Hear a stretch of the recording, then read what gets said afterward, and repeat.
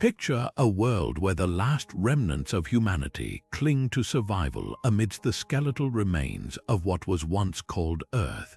The air is thick with dust, the sky forever stained crimson, as if mourning the planet's fall. Ruined cities stretch like graveyards, their towering skeletons whispering of a civilization that once reached for the stars. But here, in the ashes, no one remembers those dreams until the day the Stormtroopers arrive. Their ships slice through the atmosphere with a thunderous roar, landing gears crushing the debris of a forgotten world underfoot. The commander's voice booms across the wasteland, cold and absolute. This wasteland is now the property of the Galactic Empire. And in that moment, something long buried stirs among the survivors. Not fear, not just fear, but defiance. For generations, Earth was dismissed as a barren rock, worthless to the galaxy's conquerors.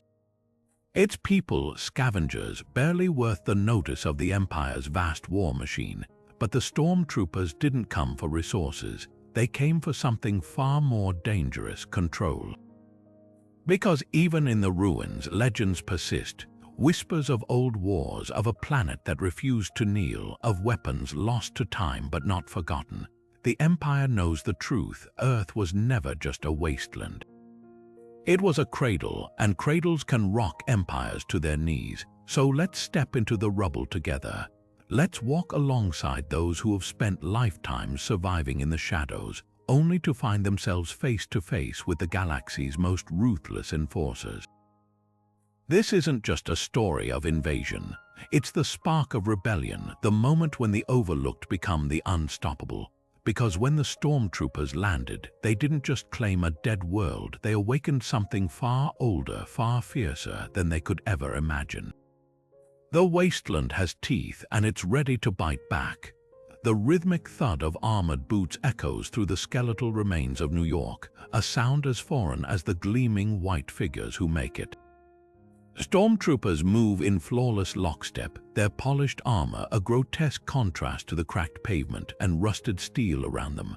From the shadows of a collapsed subway tunnel, a single pair of eyes tracks their advance, narrowed, calculating. Elira's fingers tighten around the rusted pipe in her grip, her breath steady despite the adrenaline coursing through her veins. Beside her, a dozen others crouch in silence, their faces smeared with ash, their weapons cobbled together from scrap and defiance. The Empire sees a wasteland, they see prey, but Elira sees something else entirely: opportunity. She doesn't need to look back to know her people are ready. Their ragged breathing, the way their bodies tense like coiled springs, they've waited years for this moment. The Stormtroopers pass beneath a shattered overpass, their commander barking orders into a comlink, oblivious to the figures hidden above. Elira's lips curl into a grin. She raises a hand, fingers splayed, and for a heartbeat, the wasteland holds its breath. Then chaos, a screech of metal, a rain of debris as the ambush erupts. The lead trooper doesn't even have time to scream before a makeshift spear finds the gap in his armor. This isn't just an attack, it's a message. The Empire expects resistance from rebels with polished rifles and starships, not from starving survivors armed with little more than rage and ingenuity. But Elira's people have spent generations learning the language of the ruins. They know every crumbling alley, every unstable foundation, every rusted beam ready to collapse on command. And as the first squad of Stormtroopers falls, their pristine armor smeared with blood and dust, the truth becomes impossible to ignore. Earth survivors aren't just fighting back. They're rewriting the rules. The Empire came to claim a graveyard. Instead, they've stumbled into a war. The echo of boots stops dead as the last Stormtrooper steps onto the unstable grating, a rusted relic Elira's crew spent nights rigging. Her heartbeat thrums in her ears, not from fear, but the raw, electric thrill of a trap about to snap. With a nod to the wiry teen beside her, Terk, the one who'd lost his sister to an Imperial patrol, she watches him squeeze the corroded detonator. The explosion isn't the Hollywood kind. It's a gut-deep crunch of collapsing concrete, the shriek of rebar twisting like a living thing. The troopers vanish into the maw of the tunnel as the ceiling swallows them whole. But war has its own cruel irony. Just before the dust swallows the last white helmet, a gloved hand fumbles for a comlink. The trooper's voice, garbled but clear enough, crackles through the static. Command ambush. They're not just survivors, a pause, then the raw terror in his gasp as rubble shifts above him. They're organized, the line dies in a screech of feedback. Silence, then Tech barks a laugh, sharp as broken glass. Around him, the rebels exchange glances that ripple with something new, not just triumph recognition. For the first time in decades, Earth's name isn't a joke in the galaxy's mouth. It's a warning. Elira kicks a pebble into the abyss where the squad disappeared, her grin fading as she turns to the others. That scream, she taps her ear. That's our propaganda now. Let the Empire chew on that all the way back to their shiny capital. Somewhere in the choked sky, a dropship peels away, its engines wailing. They'll return, of course, with more troops, more hate. But as Elira leads her people back into the labyrinth of ruins, she knows the game has changed. The Stormtroopers came expecting frightened rats. Instead, they found wolves, and wolves don't fight fair. An alarm klaxon howls through the armored belly of the Imperial command ship, its red lights painting Commander Vexis's gauntleted fists in blood-colored shadows. The holodeck flickers with the last transmission from the fallen patrol, a trooper's choked scream, the static hiss of collapsing rubble. Vexis doesn't flinch. His fingers curl into a fist, the servos in his glove whining as he drives it down onto the table. Enough, he growls, the word dripping with venom. The officers around him stiffen. They've seen that look before on worlds that no longer have names, burn their hiding places to the ground. Outside the viewport, TA fighters peel away from the ship's underbelly like swarming wasps, their engines screeching through the toxic atmosphere. Below, the ruins of Chicago glow like a wound in the dusk, skeletal towers jutting from the irradiated soil. The first bombs fall silently from 1,000 meters up. Then light, firestorms erupt in concentric rings, swallowing apartment blocks, sewer tunnels, the hollowed-out husks of hospitals where survivors once scavenged medicine. The ground trembles from orbit. It's almost beautiful, a blooming garden of flame, but Vexis isn't smiling. He leans over the holodeck, watching heat signatures scatter like rats. One cluster moves toward the inferno, not away. His jaw tightens, zoom in. The image resolves into a dozen figures sprinting into the flames, their bodies wrapped in soaked rags, their weapons strapped tight. One turns just for a second, a woman with a face half-burned, her teeth bared in something between a grin and a snarl. The feed cuts out as a fuel depot detonates. Back in the ruins, Elira ducks behind a collapsing wall, the heat licking at her heels. She doesn't need to signal her squad. They've rehearsed this in the dark for years. The Empire thinks fire purges everything. They don't know Earth's children were forged in it. As the TIEs bank for another pass, she yanks a frayed cable from her pack, salvaged from a downed probe droid, and tosses it to Tech. He's already climbing, bare fingers gripping scorched rebar, heading for the one thing the bombers forgot. The old cell tower, its rusted skeleton still standing. A lightning rod in a storm. Vexis sees the explosion before he hears it. A TIE fighter spirals into the wasteland, its wings sheared off by a detonation it never saw coming. The comms erupt in panicked chatter. They're using our own grids against us.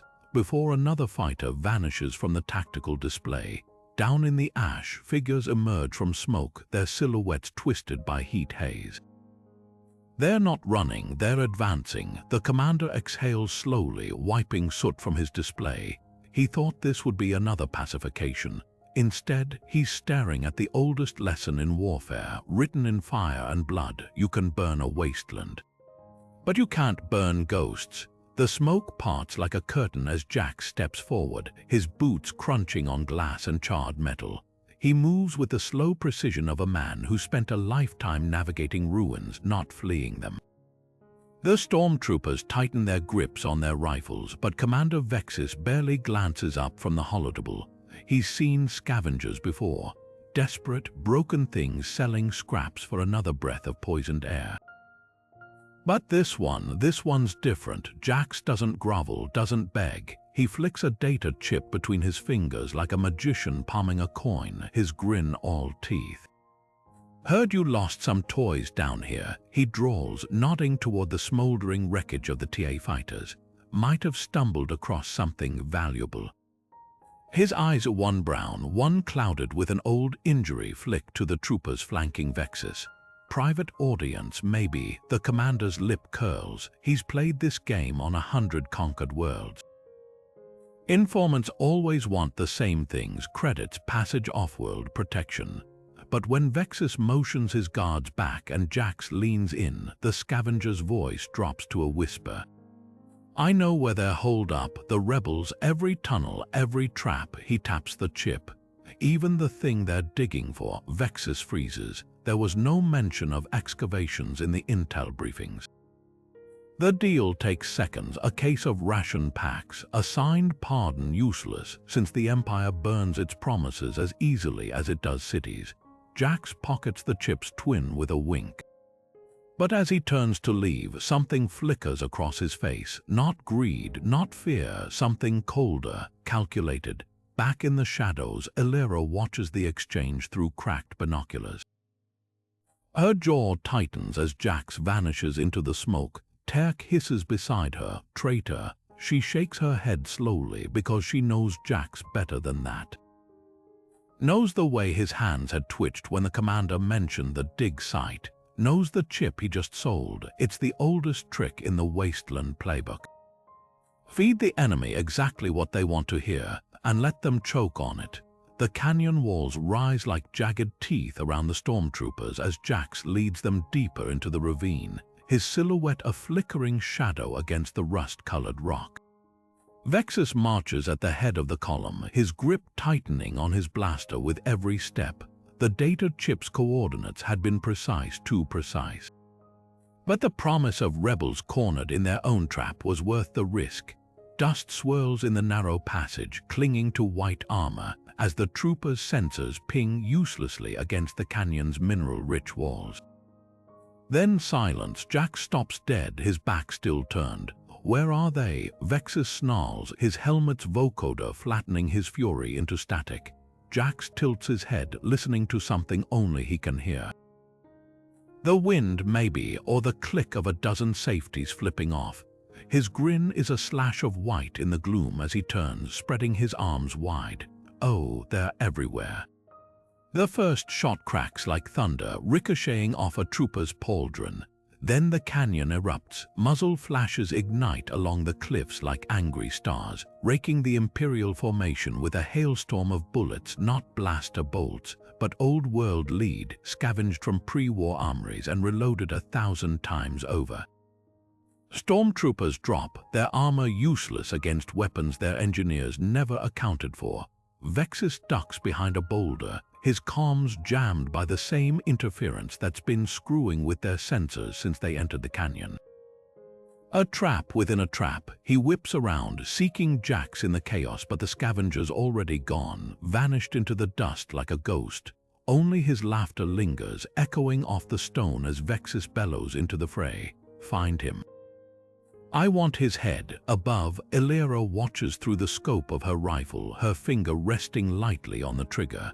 She doesn't fire, not yet, because this isn't just an ambush, it's a message in 3 parts. The first, lead; the second, Jax slipping through Imperial fingers like smoke; and the third, she adjusts her aim slightly, centering the crosshairs on Vexis's exposed wrist joint.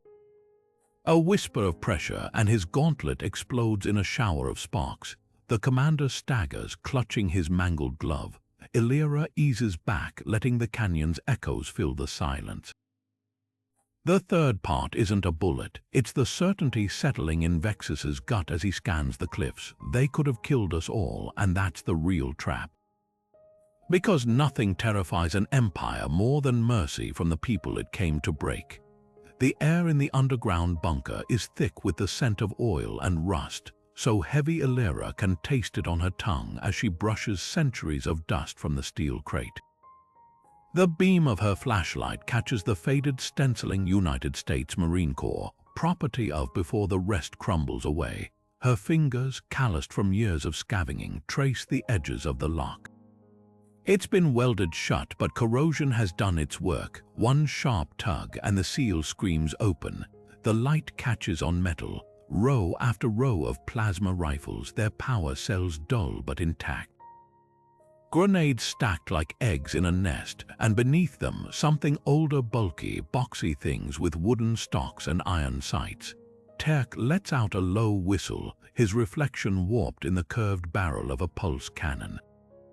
They just left all this. Elira's laugh is sharp, brittle, not left buried. She lifts a rifle, its weight unfamiliar but right in her hands. The manual is still tucked in the stock, the pages yellowed but legible. Operation Last Light, the words send a shiver down her spine. These weren't just weapons, they were a contingency, a final stand no one ever got to make. Around her, the rebels move like ghosts, their hands reverent as they pass the arsenal down the line. A kid no older than 14, Mera, who'd lost both parents to a patrol, hesitates before picking up a pistol twice the size of her fist. Elira crouches beside her, turning the weapon over to reveal the engraving on the grip, Semper Fi. Know what that means? Mera shakes her head. It means always faithful. To your people, to your home. She presses the gun into the girl's hands. Now it means you. Above them, the distant rumble of a dropship shakes dust from the ceiling. Vexis is hunting, burning block after block. But down here, in the belly of the dead world, something stirs. Elira slams a power cell into a rifle, the hum of its awakening like a heartbeat. They think we're digging graves, she murmurs, nodding to the crates of grenades, the racks of body armor older than her grandparents. But we're unearthing a promise. And for the first time since the Stormtroopers landed, the darkness doesn't feel like hiding. It feels like waiting. The stadium's shattered floodlights cast jagged shadows across the cracked concrete as the Stormtroopers shoved their captive forward. A young rebel named Ren, his face smeared with blood but his chin lifted in silent defiance. The wind howls through the broken bleachers, carrying the acrid stench of blaster burns and rusted metal. Commander Vexis stands at the center of the field, his boots crushing the faded remnants of some long-dead sports logo beneath them. His voice booms through the hollow ruin, amplified by his helmet's vocoder. You have 1 hour to surrender, or we start broadcasting what's left of him sector-wide. A beat of silence, then static. A burst of distorted laughter crackles over every Imperial comm channel in the city. Elira's voice cuts through the noise, sharp as a knife. Funny, we were about to make the same offer. The troopers tense, rifles swinging toward the upper decks, but there's no one there. Just echoes. Then the holoprojector on Vexis's belt erupts to life, displaying a feed from some dank underground chamber.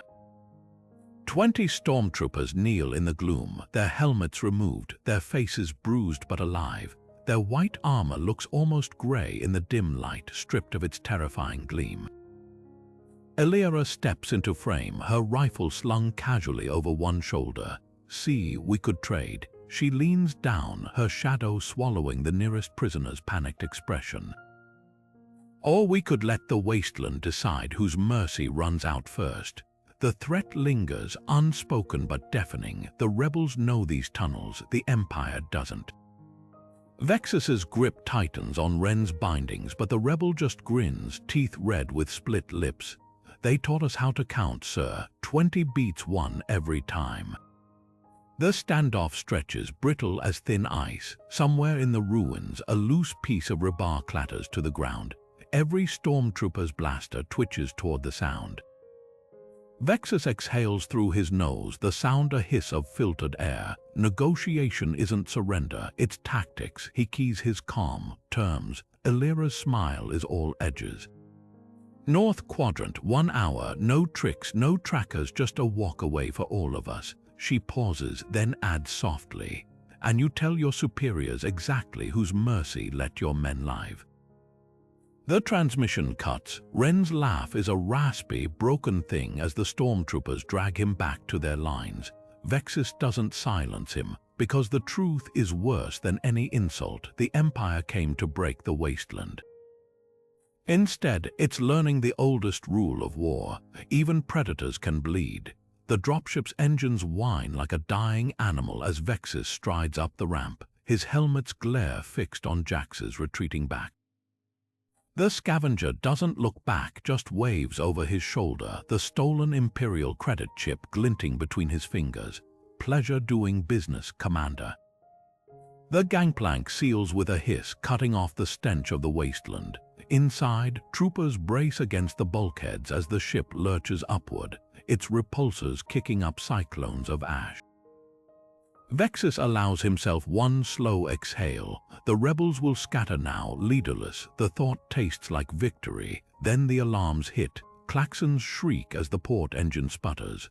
A jagged, coughing sound that sends the deck tilting violently. Vexis slams into a console, his visor flashing with damage reports. Fuel lines severed, ignition coils fried, sabotage. Through the viewport, the skyline lurches sideways as the ship lists, revealing a lone figure standing atop a ruined overpass.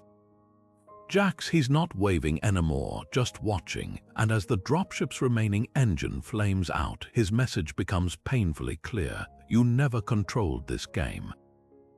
The impact rattles teeth. Metal screams as the hull carves a trench through the ruins, showering sparks across the skeletal remains of a shopping mall. By the time Vexis kicks open the emergency hatch, smoke stinging his eyes, the rebels are already ghosts. Their laughter drifts from the rubble, not the wild howls of savages, but the cold, calculated chuckles of tacticians. One voice rises above the rest, sing-song and cruel. Should have checked the fuel gauge, sir. Vexis's blaster finds only shadows, no tracks in the dust. No heat signatures, just the creeping realization that every move, the negotiation, the ambush, even Jax's betrayal, was choreographed. The Wasteland didn't just hide these people. It taught them, and as the commander stares at the sabotaged engine, the cuts precise, the wiring expertly rerouted, a new truth curdles in his gut. Earth's survivors weren't just fighting back. They were engineering their revenge. Smoke curls from the wreckage, painting the twilight sky in grays and blacks. Somewhere in the distance, a single shot rings out, not aimed at the Imperials, but at a rusted water tower. The metal groans, then collapses in a spectacular shower of rust and stale water, cutting off the street behind them. Not an attack, a punctuation mark. The Stormtroopers form a defensive circle, their rifles trembling. Vexis doesn't order pursuit, because for the first time since landing on this cursed rock, he understands the real trap wasn't the shuttle. It was letting him think he'd ever had the upper hand. The sky splits open like a rotten fruit as the first orbital strike hits, a column of plasma so bright it bleaches the ruins white for half a heartbeat. Concrete vaporizes, steel runs like liquid. The shockwave flattens 3 city blocks before the sound even registers, a thunderclap that shakes teeth loose from skulls. Commander Vexis watches from the bridge of his Star Destroyer, his reflection warped in the viewport's glass. Below, firestorms bloom in perfect geometric patterns, methodical as a surgeon's incisions. His voice cracks across the fleet's calms, stripped of all inflection. No more games, burn them all. But the Wasteland has always been a liar. Even as the bombardment turns the surface to molten glass, movement flickers in the ruins' veins, not fleeing but descending. Elira leads her people through sewer pipes crusted with century-old grime, their breaths muffled by soaked rags. The earth shudders with each impact above, showering them in grit, but the old maintenance tunnels hold. These aren't just escape routes. They're a map written in blood and desperation, memorized over generations of hiding from sandstorms, raiders, and now Imperial wrath. A child Mera stumbles over a cracked pipe and Elira catches her elbow without breaking stride. "Close your eyes," she murmurs. "It's just noise. 30 meters up, the world is ending." But down here, in the belly of a planet that refuses to die, the rebels move with purpose. Terk drags his fingers along the tunnel wall until they catch on a seam. Almost invisible, save for the graffiti scratched beside it, a 5-pointed star flecked with rust. Behind it, a cavern yawns open, its ceiling strung with stolen glow rods. Crates of scavenged Imperial rations line one wall. The other holds something far more precious, racks of freshly cleaned rifles, their barrels gleaming in the half-light. Jax leans against a support beam, tossing a detonator from hand to hand. "Took you long enough," he drawls, though his eyes dart to the shuddering ceiling. Elira doesn't waste time with relief. She crosses to a makeshift table where a cracked datapad displays orbital telemetry, Imperial bombardment patterns flickering in angry red. "They're focusing on the eastern sectors," she mutters, tracing the strike zones with a calloused finger. "Buying us time." Jax's grin is all edge, bought more than that.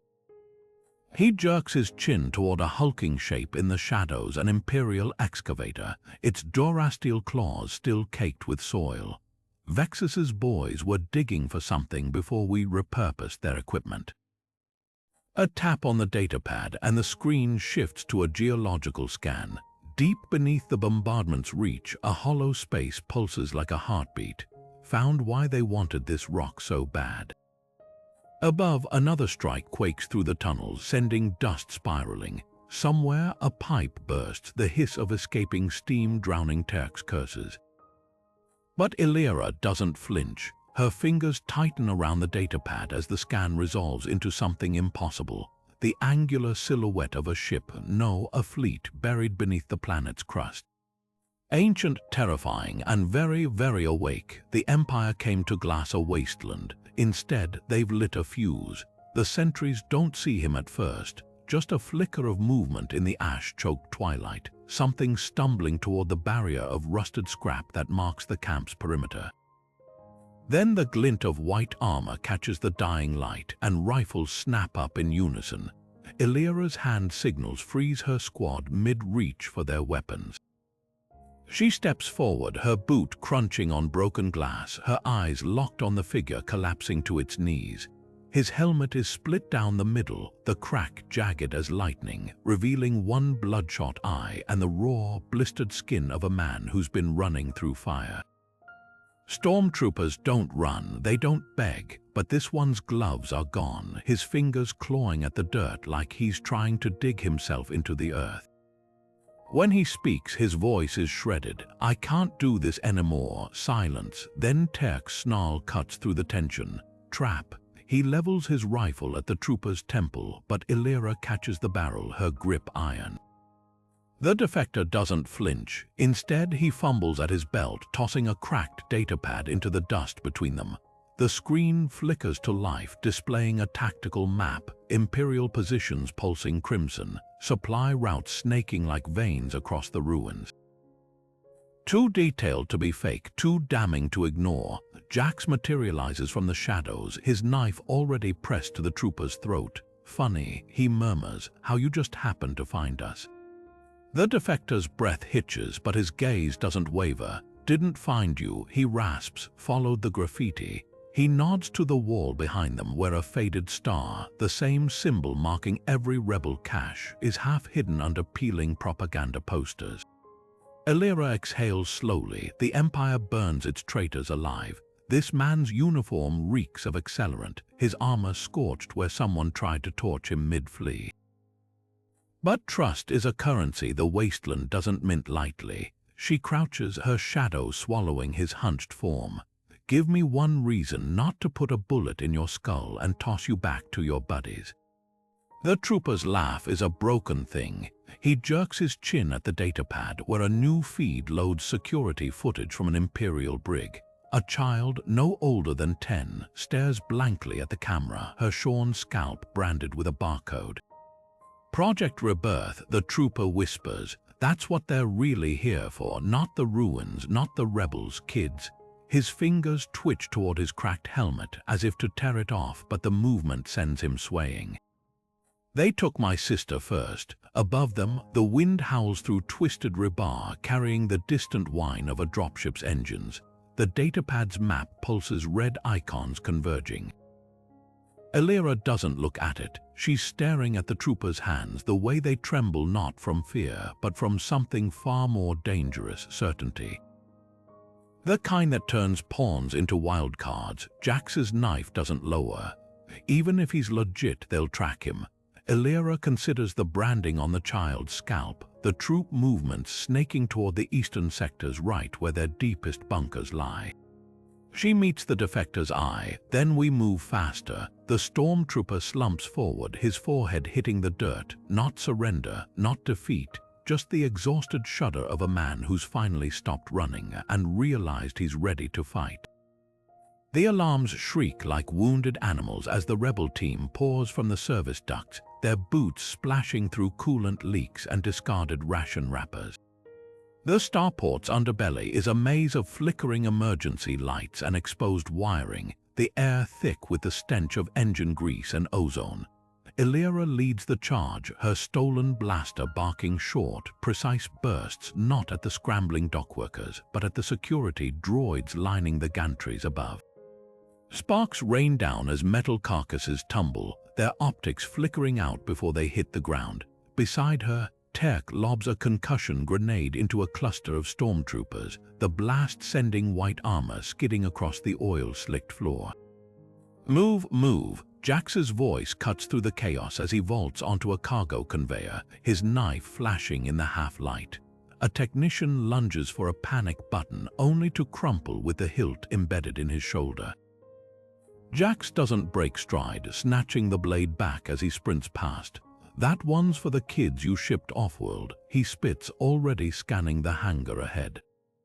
And there it is, the shuttle, a sleek, matte black Imperial courier vessel, its ramp still lowered from some officer's rushed departure. The engines hum with idle power, the cockpit lights glowing like a beacon. Too easy. Elira's gut screams trap, but the whine of approaching reinforcements leaves no time for second guesses. She signals the team forward, covering their advance with suppressing fire as Jax ducks inside.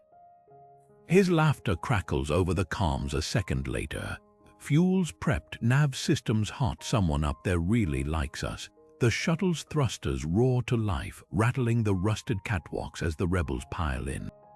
Elira grabs the last straggler mirror, her face streaked with soot and triumph, and shoves her up the ramp just as blaster bolts scorch the durasteel beside them. Outside, the starport dissolves into pandemonium. Stormtroopers pour from every corridor, their shots pinging harmlessly off the shuttle's reinforced hull. Vexis arrives just in time to see the landing gear retract, his gloved hand crushing the comlink as he barks orders to scramble the TIEs. Too late, the engines flare, bathing the hangar in blinding blue light. As the shuttle punches through the atmosphere, Jax slumps into the co-pilot's seat, flipping a stolen officer's cap onto his head. "So," he drawls, punching the hyperspace coordinates Elira had scavenged from the defector's data. "How's the weather on Coruscant this time of year?" Behind them, Earth shrinks to a bruised marble in the viewport, but not before the cameras catch Vexis's fist slamming down on the control console, his scream lost in the thunder of failing systems. The last thing transmitted before the feed cuts out, a single line of graffiti flashing across every Imperial screen in the sector, bold as a declaration of war: "You can burn our world." But the fire that travels. The stolen shuttle drifts like a corpse in the void, its engines dark, its transponder pulsing the universal code for mechanical failure: "Please assist." On the bridge of the Imperial cruiser Indomitable, the officer on watch barely glances at the blip. Just another outer-rim junker begging for help, routine.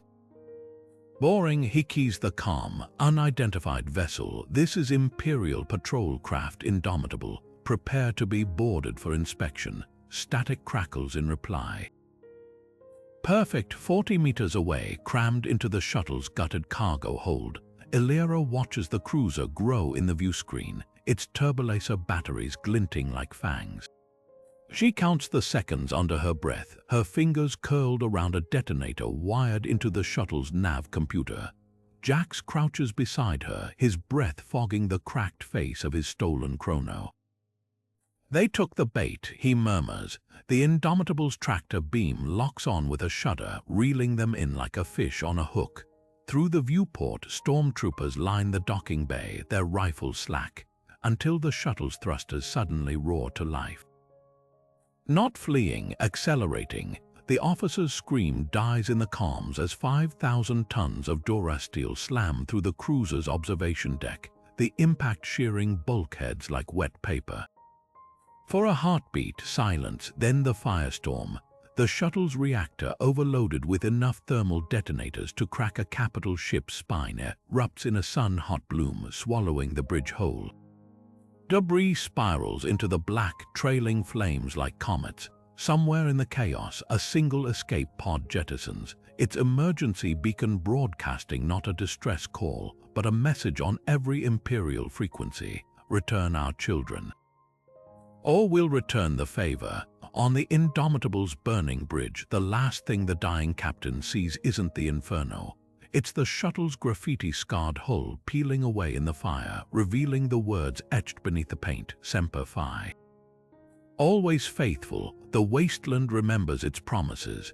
The horizon shudders under the weight of the AT-AT, their colossal legs pistoning through the ruins like the march of some ancient mechanized god. Each step sends shockwaves through the broken city, toppling already crumbling facades, the sound of durasteel on stone echoing like a funeral drum. Commander Vexis stands atop a command speeder, his cape snapping in the acrid wind, his amplified voice slicing through the chaos. "This is your final warning. Lay down your arms or be erased from history." The ultimatum hangs in the air, thick as the smoke coiling from smoldering buildings. Silence, not the quiet of surrender, but the deliberate hush of a predator holding its breath. The comm channels spit static, no pleas, no taunts, not even the rasp of rebel breathing. Just the hollow whine of open frequencies. Vexis's fingers tighten around his datapad, the screen displaying a map of the city, every Imperial unit marked in glowing blue. No red, no hostiles, his jaw clenches. Silence is worse than defiance. Silence means they're waiting. A trooper shifts uneasily beside him, his white armor streaked with soot. "Sir, thermal scans show nothing. They've just gone." Vexis cuts him off, his voice dangerously soft. He thumbs the detonator on his belt, a habit when the universe refuses to obey. "No, they're here." His gaze sweeps the skeletal skyline, lingering on the bombed-out husk of a cathedral, its spire jutting like a broken bone, perfect for snipers. Perfect for ambushes, but the rebels aren't playing that game anymore. Then the ground moves, a tremor at first, barely noticeable beneath the AT-AT footfalls. Then the pavement heaves, buckling like a living thing as the street ahead erupts in a geyser of flame and shrapnel. The lead walker stumbles, its knee joint shearing apart with a scream of tortured metal. Troopers scatter as secondary explosions stitch through their ranks, not from above, but below.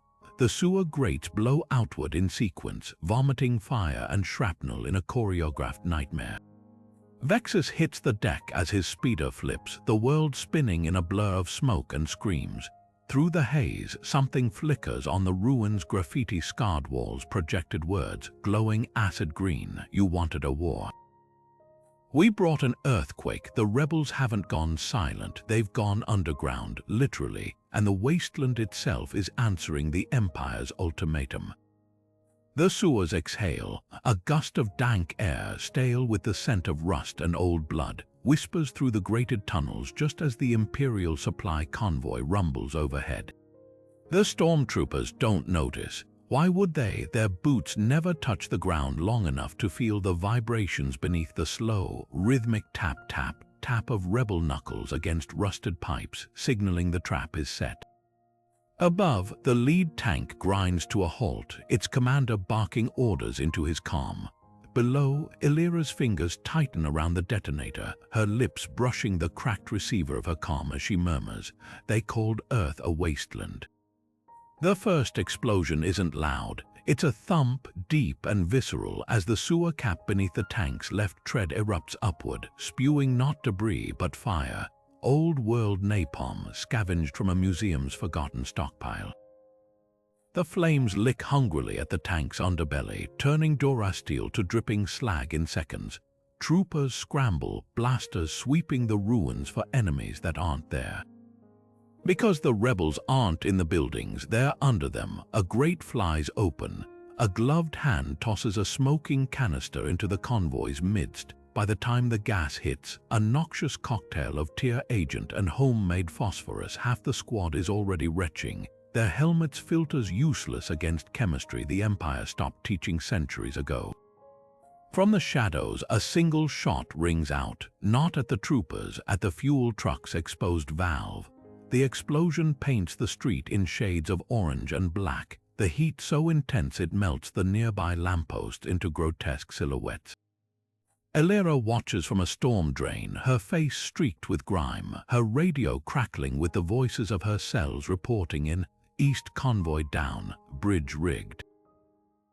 Ammo depot cooking. Each message is a stitch in the tapestry of chaos she's weaving. The Empire expects resistance. They don't expect the ground itself to hate them. As the last troopers flee, dragging their scorched commander toward a smoking speeder, a child's voice pipes over the Imperial comms. Mira, her tone sweet as poisoned candy, "Run faster." The rats are hungry, and then the laughter starts, dozens of voices echoing through the sewer grates, the broken pipes, even the troopers' own helmet speakers.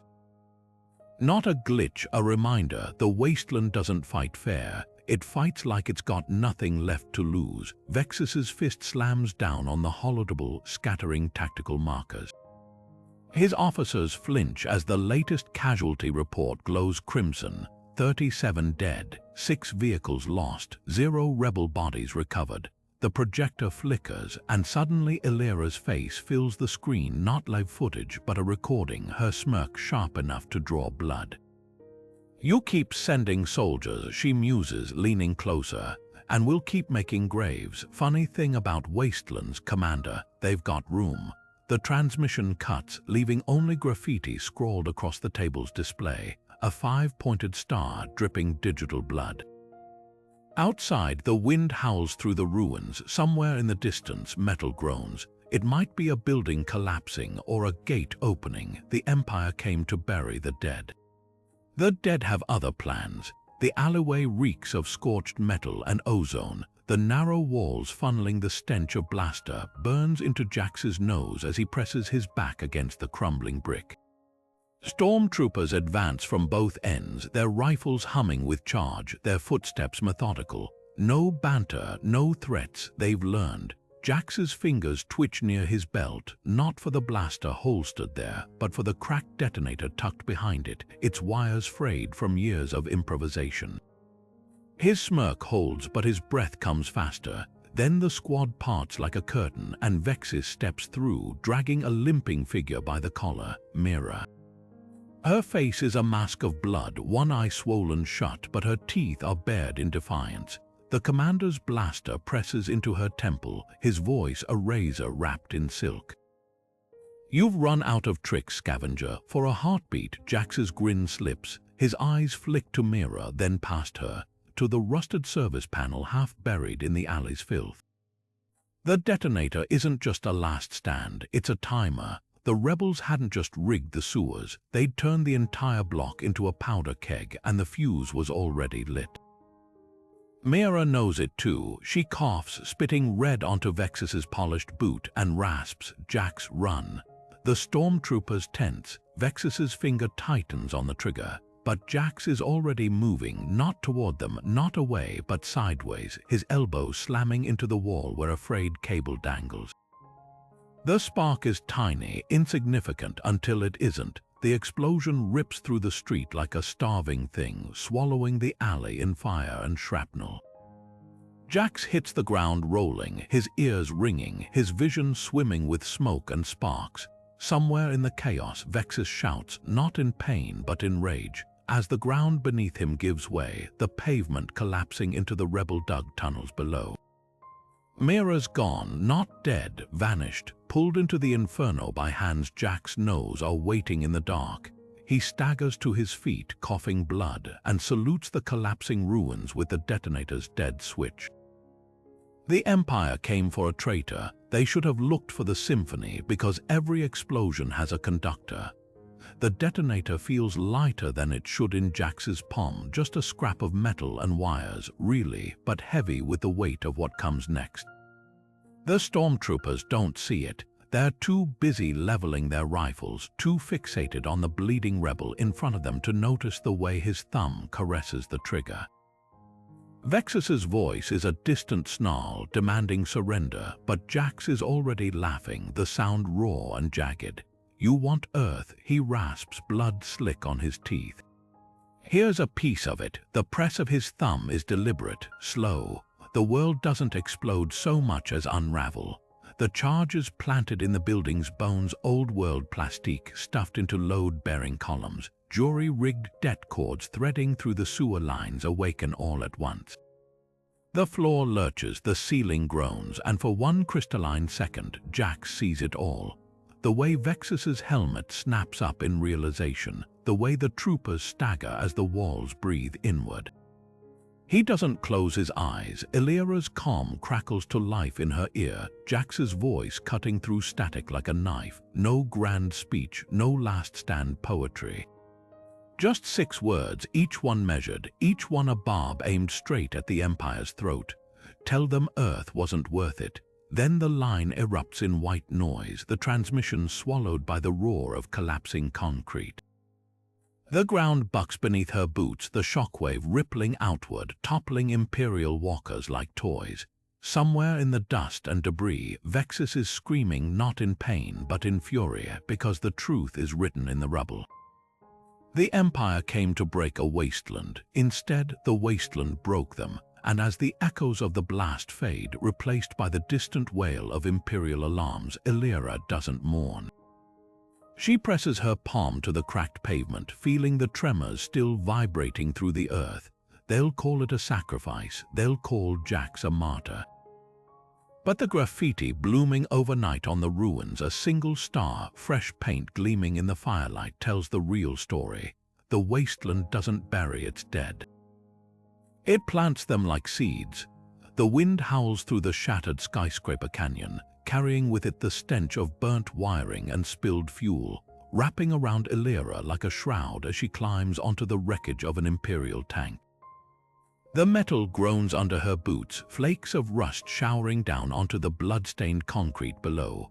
In her fist, Jax's scarf flutters, once blue, now more red than fabric, the edges charred from the blast that took him.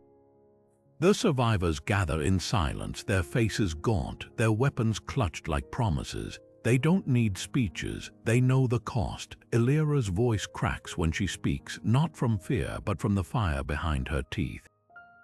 They called this place a wasteland. Her fingers tighten around the scarf, the fabric whispering against her palm. They called us scavengers, rats hiding in the dirt.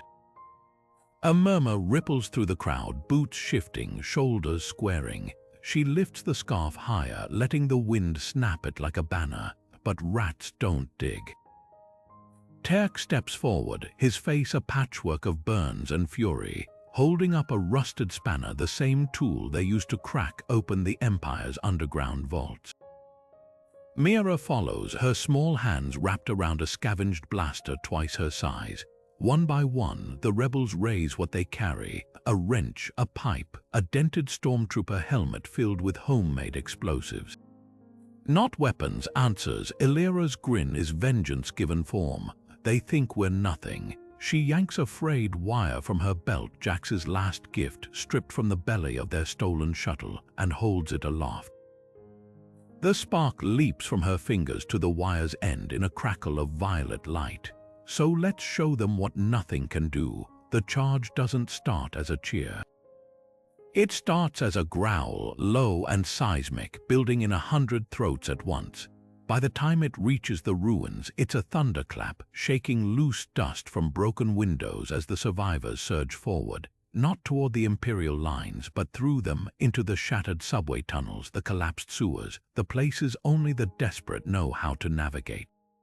Above them, the sky darkens with TA fighters, their engines screaming. Below, the Earth trembles with something older. The Empire came for a war, Earth's giving them a funeral. The air in Washington, D.C. tastes like iron and ozone, thick with the acrid tang of plasma fire and scorched stone. The ruins of the old monument rise like a broken fang against the night sky, its marble facade pockmarked with blaster scars, its pedestal stained with the blood of those who tried and failed to claim it. Elira's boots slip on loose debris as she pivots, her stolen vibroblade shrieking against Vexis's crimson saber, the clash sending sparks cascading over the shattered inscription at their feet. Somewhere below, the battle rages, rebels hurling Molotovs crafted from ancient liquor bottles, Stormtroopers advancing in disciplined ranks, their white armor streaked with soot and desperation. But up here, atop this crumbling altar of a dead nation, the war narrows to two figures circling beneath a sky alight with dying stars. Vexis's breathing echoes inside his helmet, each exhale a hiss of recycled air as he feints left, then swings hard right. His blade hums with murderous precision, carving a molten line through the darkness, but Elira isn't there. She rolls under the strike, her knife finding the gap between his chest plate and pauldron, biting deep. The commander snarls, backhanding her with a gauntleted fist that splits her lip. Blood spatters the monument's last legible word, freedom. Down in the wrecked plaza, Terk's voice crackles over the comms, ragged with static and fury. Elira there flanking the east tunnel, she doesn't answer, can't. Vexis's boot slams into her ribs, sending her skidding toward the edge, where broken masonry teeters over a 50-meter drop. The wind howls through her hair as she catches herself, fingers scrabbling at the stone.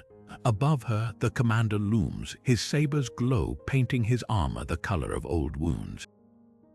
"You fought well," he concedes, the closest thing to respect he's ever given her. Then his blade rises. For a rat, the shot comes from nowhere, a single crack of supersonic lead, not blaster fire. Vexis staggers as the bullet punches through his visor, spiderwebbing the reinforced glass. Across the battlefield, Mira lowers her rifle, smoke curling from the barrel of a relic her ancestors might have called a Barrett.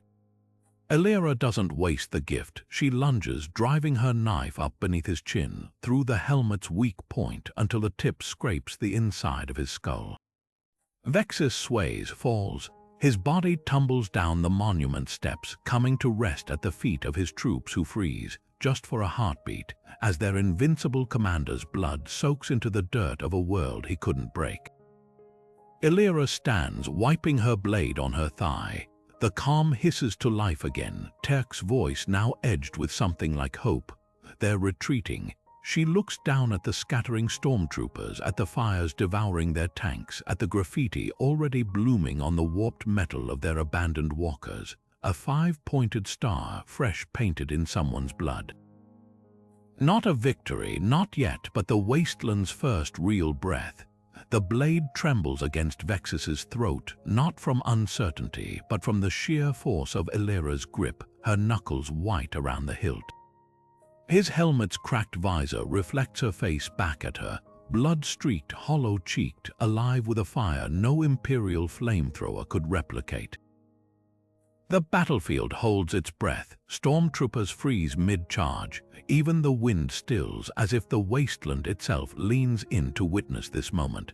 Elira's voice is a rasp, raw from smoke and shouting, but it carries like a gunshot. "Tell your Emperor something for me." She leans closer, close enough to see her own reflection warp in the fracture lines of his helmet. Earth doesn't bow. The knife doesn't bite deeper, it doesn't have to. The truth in her words is sharper than any blade. Then she lets go. The shove isn't graceful. Vexis stumbles back, his boots skidding in the dust, his dignity as shattered as his visor.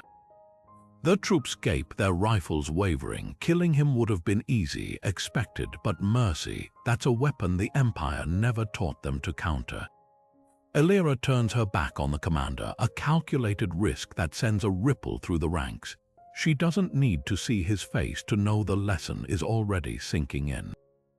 Behind her, Vexis snarls into his calm, ordering a retreat not from fear, but from something far more dangerous, doubt. The Stormtroopers fall back in ragged formation, their pristine armor scuffed with the dust of a world they came to conquer. As the last dropship lifts off, Terk sidles up to Elira, his brow furrowed. Should have slit his throat, he mutters, wiping grime from his stolen blaster. Elira watches the ship vanish into the smog-choked sky.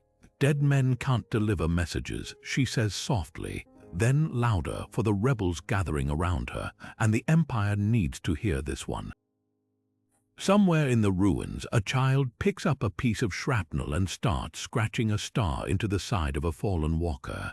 The sound is small, insignificant. Until it isn't, the sky above Washington D.C. churns with the black smoke of retreat, the last Imperial shuttles clawing for altitude like wounded birds. Vexis's voice screams through the comms, raw and splintered. Fall back, regroup at the rally point. But the words dissolve into static as rebel jammers flood the frequencies. Below, Stormtroopers scramble over the wreckage of their own walkers, their pristine armor smeared with mud and soot, their disciplined formations shattered into desperate clusters. One trips over the body of a comrade, his white plastoid greaves cracking against the monument steps. He doesn't stop to check for a pulse. The rats are snapping at their heels. Elira doesn't cheer, not yet. She stands atop a scorched tank turret, watching the retreat through a pair of cracked binoculars, her knuckles tight around the strap. Too easy, too clean, the Empire doesn't surrender. It regroups. Beside her, Terk whoops, slinging his rifle over his shoulder with a grin that's more gap than teeth. We broke them, he pants, shaking a fist at the fleeing ships. A child's laughter cuts through the din mirror, perched on the crumpled barrel of an AA gun, her feet swinging as she traces a star into the dust with her toe. The sight should be triumphant. Instead, it sets Elira's teeth on edge. She hops down, her boots crunching on spent blaster cartridges, and grabs Terk's arm. They left supplies, she says quietly, ammo depots, medical bays fully stocked. The implication hangs between them, ugly and undeniable. The Empire doesn't abandon gear unless it's bait. As if on cue, the ground shudders, not from bombs, from engines. Somewhere beyond the ruins, something huge growls to life. The rebels freeze, their celebration dying mid-cheer. Even the wind holds its breath. Then the horizon parts, a dozen new silhouettes cresting the broken skyline. At M6 walkers, their colossal frames lumbering forward, their armored bellies pregnant with fresh troops. Vexis's voice crackles through the sudden silence, not from the comms, but from 100 amplified speakers mounted on the approaching war machines. You wanted Earth. A pause thick with venom, then die on it. The first artillery shell screams overhead, painting the dawn in fire. The Wasteland's victory party just got crashed. Elira tilts her face to the sky, the cold wind carrying the scent of charred earth and spent blaster packs. Around her, the rebels huddle in loose clusters, their sweat-streaked faces turned upward too, not in fear, but in wary exhaustion. Someone coughs, the sound jagged in the quiet. The battlefield is still smoking, the ground littered with shattered walkers and the occasional glint of white armor half buried in the mud. A victory, yes, but the kind that leaves your bones aching. Then the scout crashes through the debris, her boots skidding on loose rubble as she gasps for breath. Ships, she wheezes, jabbing a finger at the horizon. More ships, but they're not Imperial. Every head whips around. Elira's grip tightens on her rifle, her pulse kicking up as the first specks pierce the cloud cover. Too angular for TA fighters, too alive with color blues and bronzes instead of Imperial gray. The vessels descend like falling knives, their engines humming a lower, richer pitch than the shriek of Imperial tech. One peels away from the formation, swooping low enough to send dust devils spiraling across the battlefield. The rebels scramble back, weapons raised, but Elira holds up a fist. "Hold," she murmurs, because the ship isn't attacking, it's scanning. A beam of azure light licks across the ruins, pausing over the graffiti star sprayed on a downed at M6's hull, then flicks to Elira's face. The light winks out, a hatch hisses open, no stormtroopers, no blasters, just a single figure stepping onto the scorched earth, their boots leaving crisp prints in the ash. The stranger's armor is a mosaic of salvaged plates, some Imperial, some older, some from no alloy Elira recognizes, and their helmet tilts as they take in the ragtag rebels. When they speak, the voice is filtered but unmistakably amused. "You're the ones who made an empire blink." Behind them, the ship's ramp lowers fully, revealing stacks of crates stamped with medical symbols, fresh power cells, and Elira's breath catches weapons. Real ones, not scavenged, forged. Terk edges closer, his whisper fierce. "Could be a trap." The stranger barks a laugh, pulling off their helmet to reveal a face webbed with scars and a grin sharp enough to cut glass. "Kid, if we wanted you dead, we'd have bombed you from orbit." They toss something small and metallic into the dirt at Elira's feet, an insignia, the enamel chipped but still legible. A phoenix rising from flames. "We're the 32nd Irregulars, and honey, we've been waiting years for someone to piss off the Empire this gloriously." The sky rumbles again, but this time it's not the sound of engines, it's thunder. The first raindrops hit Elira's upturned palms, washing the soot from her skin. The Wasteland's finally drawing allies from the storm. The stranger's grip is firm, their gauntlet rough against Elira's calloused palm, but it's the weight behind their words that makes her breath catch. "We heard what you did here." The rebel commander's voice is a low rumble like distant artillery, but their eyes, sharp as shrapnel, hold something Elira hasn't seen in years. Not pity, not awe, recognition. Around them, the 32nd Irregulars move with the quiet efficiency of soldiers who have spent lifetimes slipping through the Empire's fingers, unloading crates marked with rebellion sigils onto the bloodied soil of Earth. Medkits crack open, revealing rows of gleaming Bacta patches. Weapons crates hiss apart, their contents humming with fresh charge. Mira tugs at Elira's sleeve, her whisper urgent. "They're really helping." The incredulity in her voice stings. After years of scavenging, of stitching wounds with rusted wire and fighting with guns held together by spit and hope, generosity feels like a trap. Even Terk lingers at the edge of the group, his stolen blaster still half raised, his distrust etched into the tension of his shoulders. The rebel commander, Kale, they'd said their name was, doesn't miss the hesitation. They snort, tossing a protein bar to a hollow-cheeked teenager nearby. "Relax, kid. We're not the Empire. We don't trade in lies." Their boots crunch over shattered plastoid as they step closer to Elira, close enough that the scent of ozone and stale ration bars clings to their armor. "You held this rock with nothing but grit and spite. Imagine what you could do with real firepower." Elira's gaze flicks to the sky, where the Irregulars' ships hang like avenging angels against the bruised clouds. For the first time since the Stormtroopers landed, the weight in her chest isn't just rage, it's possibility. Kale sees it. They grin, clapping her shoulder like she's already one of theirs. "Your people have two choices," they say, nodding to the ragged survivors gathering behind her. "Die here as legends or come with us and make the Empire bleed." A murmur ripples through the crowd. An old man, his face a map of scars, spits into the dirt. "Earth's our home." His voice shakes, but his spine is steel. "We don't run." Kale doesn't argue. They just point to the nearest ship's open ramp, where a holographic star map flickers to life, painting the dusk with 1,000 glittering systems. Who said anything about running? The projection zooms in on a planet so deep in Imperial territory its name is practically a curse, Coruscant. "We're going there." And we could use a few Wasteland rats who know how to chew through Durasteel. Elira looks back at her people, at Mera's soot-streaked determination, at Terk's slow, feral grin, at the graffiti star still gleaming on the broken walker behind them. She exhales, and it feels like shedding a skin. When she takes Kale's hand this time, her grip doesn't tremble. "Teach us to fly," she says, "and we'll teach you how to burn." The first ship's engines roar to life, their vibration more felt than heard, shaking the earth like a heartbeat. Somewhere in the ruins, a child picks up a piece of shrapnel and starts etching a star onto the hull. The Wasteland's not being left behind, it's going to war. The first whispers slip through the bars of Imperial prisons, passed between starved lips in the dark.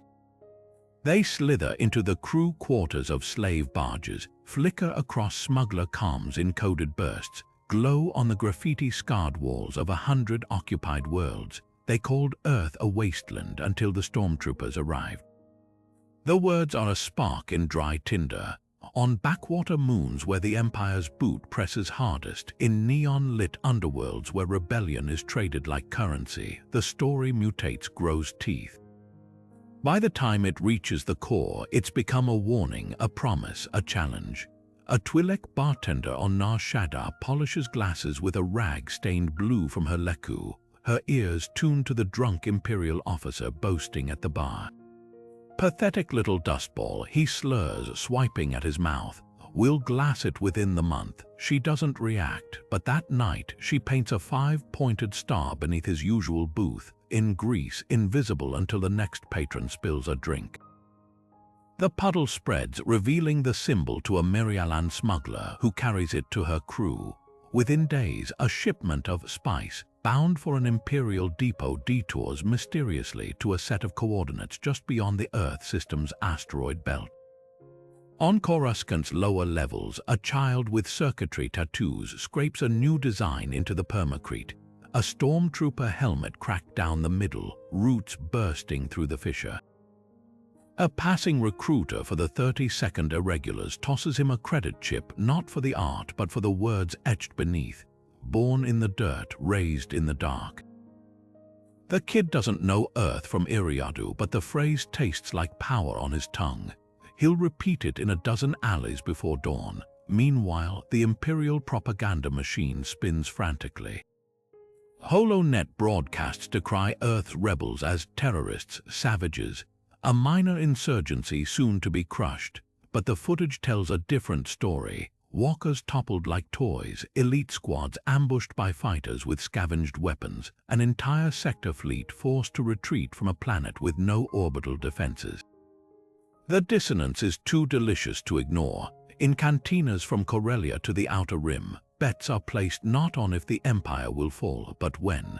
A Mon Calamari admiral, her once polished uniform frayed at the cuffs from too many covert meetings, traces the star map hovering above her desk. Earth glows brighter than it should, its tactical significance outweighing its size tenfold. "They've given us something priceless," she murmurs to the shadowed figure across from her. Proof that armor cracks, that walkers fall, that empires bleed. Her visitor, a grizzled human with Earth star tattooed across his knuckles, just smiles. "Nah, Admiral, we just reminded you, the data doesn't lie. Recruitment swells for every rebel cell within 100 light-years. Weapons shipments mysteriously double." Imperial deserters vanish into the Undercity and emerge weeks later with new scars and fiercer eyes.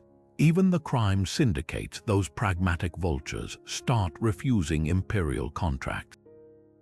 When a Black Sun lieutenant is asked why, she flicks ash from her cigarra and drawls, "Nobody bets on a dying bantha." And in the quiet between battles, the whispers grow louder, weaving through the galaxy like roots through Duracrete. They thought Earth was a grave. Turns out it was a garden. The Empire's mistake wasn't underestimating the Wasteland's ruthlessness. It was forgetting what grows in the dark. The bridge of the stolen Star Destroyer thrums with a different energy now, not the mechanical precision of Imperial discipline, but the ragged, electrifying pulse of 100 rebels moving as one. Wires dangle from cracked control panels rerouted by scavenger hands. Graffiti blooms across the durasteel walls, not the Empire's crisp insignia, but the jagged five-pointed star of Earth, painted in whatever pigments they'd scrounged from supply lockers. Elira stands at the viewport, her reflection fractured by the scars on the transparent steel, watching the stars streak into hyperspace. Behind her, Mira leans over the comm station, her fingers dancing across stolen encryption codes. "Ready when you are," she murmurs, her voice steady. Elira doesn't hesitate. She thumbs the fleet-wide channel, and for the first time in living memory, every Imperial frequency, every smuggler's relay, every rebel's stolen comm, crackles to life with the same transmission. No static, no distortion, just her voice stripped raw with conviction. "You called Earth a wasteland." The words echo across 1,000 worlds, through the barracks of Stormtroopers and the neon-lit dens of the dispossessed. "You thought we were nothing, just rats hiding in the dirt." On the bridge, Terk grins, slamming a fist against the weapons console. The Star Destroyer's massive turbolasers hum awake, their targeting arrays locking onto the distant silhouette of an Imperial relay station. "But here's the thing about rats," Elira continues, her tone shifting, sharpening. "We don't just survive, we remember." The turbolasers fire. The relay station explodes in a silent blossom of flame, its debris scattering like shrapnel. For a heartbeat, the galaxy holds its breath. Then the holofeed flickers, and Elira's face resolves above every Imperial console, every pirate's view screen, every flickering projector in the darkest corners of the core. Her eyes are embers. Earth was just the beginning. Somewhere in the outer rim, a Twi'lek freedom fighter pauses mid-sentence, her drink forgotten as the transmission bleeds through the cantina's busted holo. On Coruscant, an officer's datapad sizzles with unauthorized interference, her screen hijacked to display the message. In the belly of a slave ship, a child scrapes a star into the rust with his fingernail. "The Empire's reign ends now," Elira says, simple as a knife slipping between ribs. The transmission doesn't cut to static. It ends, leaving only the echo of her words and the sight of the stolen Star Destroyer pivoting in space, not toward Imperial lines but past them. Heading deeper, heading home, because the real message isn't in the speech, it's in the trajectory. The ship's nav computer glows with coordinates every rebel cell knows by heart. Not a retreat, a rallying cry. The Wasteland's children are coming, and they've learned how to fly. The war drums don't fade so much as transform, their rhythm mutating into the steady pulse of hyperspace engines as the stolen Star Destroyer surges forward. On the bridge, the rebels don't cheer, they work, their hands dancing across scavenged consoles, their voices sharp with purpose. The holographic star map flickers, its crimson Imperial sigils overwritten with jagged rebel scrawl, pathways of liberation spiderwebbing across the galaxy. Elira's reflection glints in the viewport, superimposed over the streaking stars, her scarred knuckles resting on the navigation console. This isn't just a retreat. It's a relaunch. Below, in the belly of the ship, Mira crouches beside a stolen holoprojector, her fingers splicing wires with the deftness of a child raised on broken things. The device sputters to life, casting a grainy image onto the durasteel wall. Earth, as seen from orbit, its continent still scarred but its skies clearing for the first time in generations. The footage isn't pristine. It's raw, shaky, alive, captured by a smuggler's drone and smuggled past Imperial blockades. Terk leans in, his breath fogging the projection. "Look," he murmurs, the camera zooms. There, amid the ruins of what was once Chicago, a single sapling pushes through cracked pavement, its leaves improbably green against the ash. The image trembles as the drone pulls back, revealing more patches of grass reclaiming parking lots, ivy swallowing the skeletons of old tanks, a flock of birds wheeling over the carcass of a downed Star Destroyer. The Wasteland isn't just surviving, it's growing. Back on the bridge, the comm crackles, Kale's voice rough with laughter. "You planted more than rebellion down there, Elira. You planted a legend." The transmission cuts just as the Star Destroyer drops out of hyperspace, revealing the glittering sprawl of the Rebel Alliance's hidden fleet. Ships of every make and model hang in the void, refugee barges repurposed as carriers, Corellian corvettes bristling with fresh turrets, even a Mon Calamari cruiser still bearing the scorch marks of its defection. Elira's breath catches not at the fleet size but at the symbols painted on every hull. Not the Alliance Starbird, not yet. These are older, rougher. 5 pointed stars, each one unique, scratched into durasteel with knives, rendered in stolen engine grease, even welded from the wreckage of TIE fighters. The graffiti of a wasteland now etched across the stars. The final transmission broadcasts on every frequency, unencrypted, daring the Empire to listen. Not Elira's voice this time, not a speech, just the sound of Earth's wind howling through the ruins, the distant cry of those birds over Chicago, and a single phrase, whispered in 100 languages by 1,000 voices: "They called us a wasteland." The screen doesn't cut to black, it ignites. The Star Destroyer's engines flare, its stolen guns locking onto the coordinates of an Imperial shipyard. The last thing the galaxy sees before the feed dissolves into static is the Rebel fleet surging forward, their trajectory a blade aimed straight at the core. The Wasteland's children have taken to the stars, and they're not asking for mercy, they're writing history.